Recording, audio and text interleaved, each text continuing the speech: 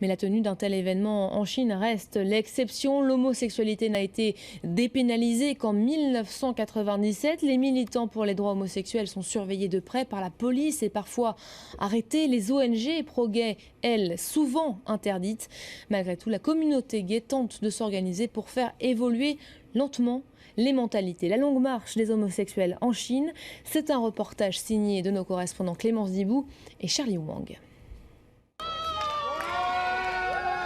Bien avant l'arrivée des premiers touristes, ces joggeurs se sont donné rendez-vous tôt ce matin sur la célèbre promenade du Bund à Shanghai pour une course un peu spéciale. Ils participent à l'ouverture de la Gay Pride de la ville, la seule autorisée dans le pays. Ce n'est pas vraiment une compétition, c'est une course pour promouvoir l'amour. Et comme ça, on inaugure la première matinée de la Shanghai Pride. Pour programmer cet événement en extérieur, la condition administrative était de s'enregistrer officiellement comme une manifestation sportive, loin des marches de fierté de Paris ou New York. Après la course, les participants doivent se contenter d'un barbecue privé à l'abri des regards sur la terrasse d'un hôtel. Dépénalisée en 1997, l'homosexualité est tolérée par le Parti communiste sans avoir pour autant de reconnaissance légale. Il n'y a pas de loi ou de réglementation spécifique qui interdisent l'homosexualité. Mais il n'y a pas non plus de loi qui l'autorise explicitement. Donc on est dans une zone floue. Mais c'est tout de même une base sur laquelle les législateurs, les militants et les ONG peuvent travailler pour faire avancer les choses petit à petit. Pas de message politique ou de revendication trop appuyé.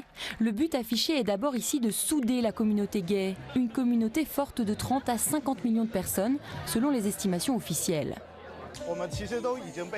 L'important, c'est de ne pas se sentir seul et de se redonner confiance entre nous, en tant qu'homosexuels. Car la société chinoise a tendance à nous déconsidérer et à nous discriminer. Cette 6e édition devrait rassembler plus de 2000 participants, presque 2 fois plus qu'en 2013 selon les organisateurs. La Shanghai Pride peut s'appuyer sur le développement d'une importante communauté gay dans la capitale économique du pays, avec des soirées privées qui n'ont parfois rien à envier aux grandes métropoles occidentales. Mais la situation est loin d'être la même dans le reste du pays.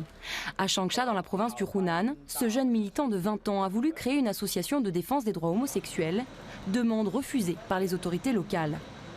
Ils m'ont répondu que l'homosexualité est contraire au progrès idéologique et à la culture traditionnelle chinoise. Moi, je ne demandais pas une loi sur le mariage gay, juste une association pour aider les homosexuels. J'ai été choqué par leur réponse et j'ai décidé de porter plainte devant les tribunaux. Et même si la plainte n'aboutit pas, on ne baissera pas les bras. Faute de locaux appropriés, Xiao Han reçoit ses amis militants chez lui. Si les agressions homophobes sont marginales en Chine, beaucoup ici se disent victimes de discrimination, notamment au travail. L'année dernière, j'ai participé à un rassemblement d'homosexuels et dès le lendemain, j'ai perdu mon travail. Pourtant, mes boss, c'était un couple de lesbiennes, mais elles disaient qu'afficher publiquement son homosexualité, c'était la honte. Eh bien moi, au contraire, je veux en être fière. Une génération d'enfants uniques qui doit aussi faire face à la pression des parents. À visage caché, cette jeune fille explique que sa famille l'a forcée à se marier. Ma famille refuse d'accepter mon homosexualité et m'a obligée à suivre un traitement pour que je change et que je puisse avoir des enfants. En Chine, quand tu es gay, les parents paniquent parce que tu ne pourras pas assurer la descendance de la famille. Tous ici aimeraient pouvoir trouver dans le droit les moyens de se défendre. Et malgré l'interdiction de leur association ou les convocations policières, ils refusent d'abandonner. Cet après-midi, ils ont d'ailleurs décidé de descendre dans la rue. Ils proposent aux habitants de signer leur drapeau en guise de soutien. Si les jeunes de la ville se prêtent au jeu, beaucoup de passants accélèrent le pas, souvent gênés.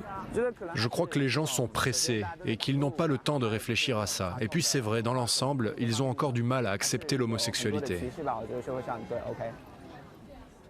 Au bout de 10 minutes à peine, c'est la sécurité qui vient les déloger.